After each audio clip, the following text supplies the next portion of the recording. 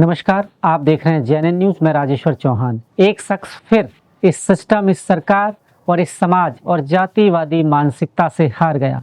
हम बात कर रहे हैं 2001 बैच के हरियाणा के सीनियर आईपीएस अधिकारी वाई पूरन कुमार।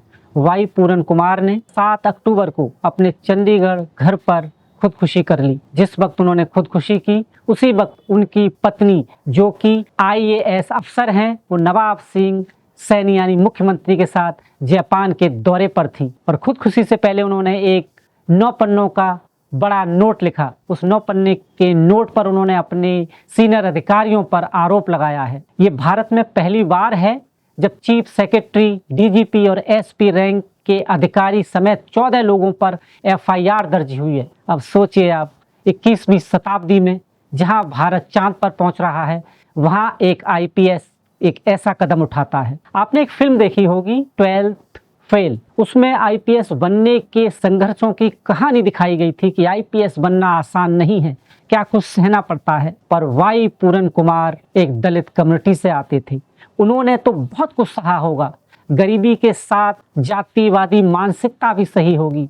और यही आरोप है उन सीनियर अफसरों पर कि उन्हें जाति के नाम पर उन्हें प्रताड़ना दी जाती थी। सोचना बहुत मुश्किल है, क्या 21वीं शताब्दी में भी ऐसे अधिकारी बैठे हुए हैं। सोचिए, वाई पूरन कुमार तो एक आईपीएस अधिकारी थे। नीचे लेवल पर ऐसे कितने कर्मचारी हैं जो दिन रात शायद जातिवादी मानसिकता का शिकार हो रहे हैं। क्या वाकई वाई पूरन कुमार को इंसाफ मिलेगा, या फिर एक बार फिर इसे ठंडे बस्ते में डालकर अधिकारियों को बचा लिया जाएगा। एफआईआर तो दर्ज हुई है, पर आपको इस देश के न्याय व्यवस्था को भी देखना होगा। सच जब बड़े लोगों पर हो, आरोप बड़े लोगों पर हो, तो सच सामने बहुत मुश्किल से आता है। आपको याद है actor, film actor Sushant Singh Rajput. देश को उनके बारे में कभी सच ही पता नहीं लगा कि हादसा था या हकीकत थी, क्या था। ऐसा ही अनगिनत मामले हैं, जब आरोप बड़े लोगों पर होते हैं तो कभी देश के सामने सच नहीं आता। और आप सोचिएगा कि खुद उनकी धर्मपत्नी आईएएस ऑफिसर हैं और वो मुख्यमंत्री टीम में काम करती हैं। क्या वाई पूरन कुमार ने उनको बताने की कोशिश नहीं की होगी मुख्यमंत्री तक कि मेरे साथ ये हादसे हो रहे हैं, इस तरह मुझे प्रताड़ित किया जा रहा है। पर वो कहीं ना कहीं ये जान गए थे कि कोई साथ नहीं देगा, यानी सिस्टम से हार गए थे, अपने बड़े अधिकारियों से हार गए थे। आईपीएस जब बने होंगे, जब सपना देखा होगा, क्या संघर्ष किया होगा, क्या झेला होगा उन्होंने, और सब कुछ दरकिनार हो गया।